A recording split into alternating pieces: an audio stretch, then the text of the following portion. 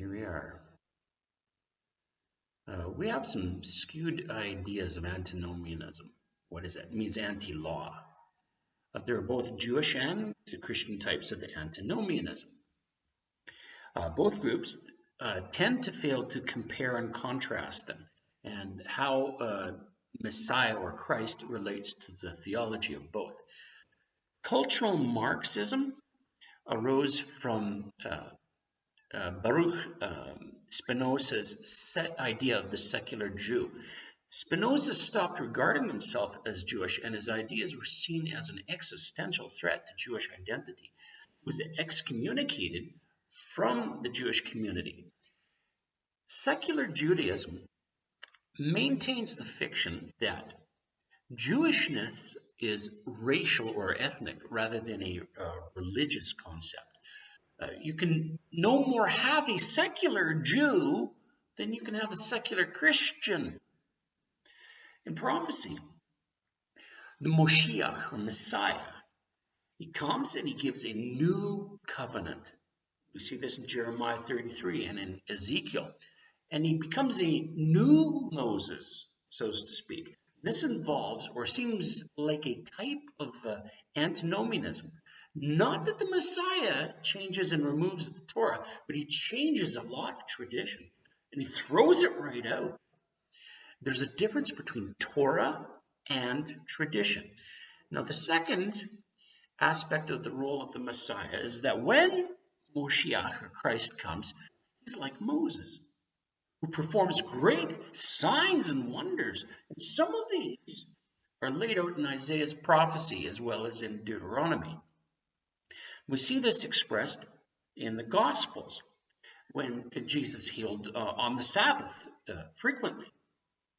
Both the transgressive dimension of Messiah's role and the miraculous dimension are intertwined here.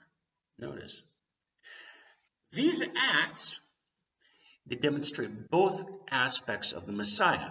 He performed wonders, as the Talmud even affirms. Although the Talmud ascribes these miracles that he did to sorcery instead of to God's power. And Jesus performed the required miracles on the Sabbath. That's the antinomian aspect I'm talking about. Again, the Jew at the time, to the Jew at that time, this violated the Torah.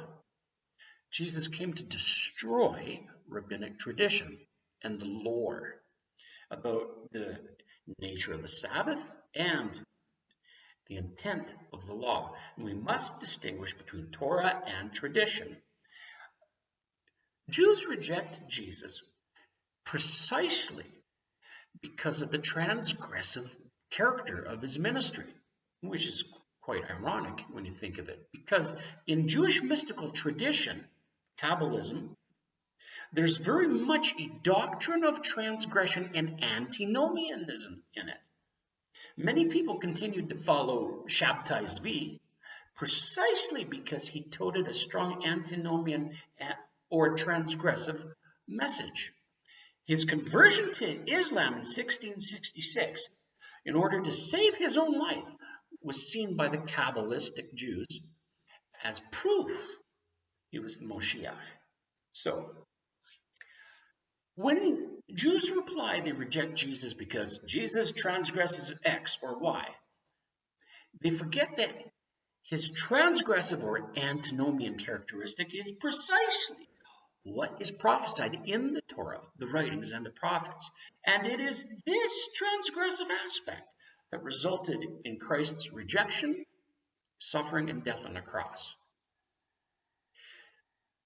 David foretold that the Christ would not undergo corruption, nor would his soul be left in Hades. There's ample evidence in Judaism to demonstrate that the Messiah, the son of Joseph, would suffer and die and be raised from the dead by the son of David. Two Messiahs is a later retcon of the prophecies which speak of Jesus being both the Son of Man or Son of David and the Son of God.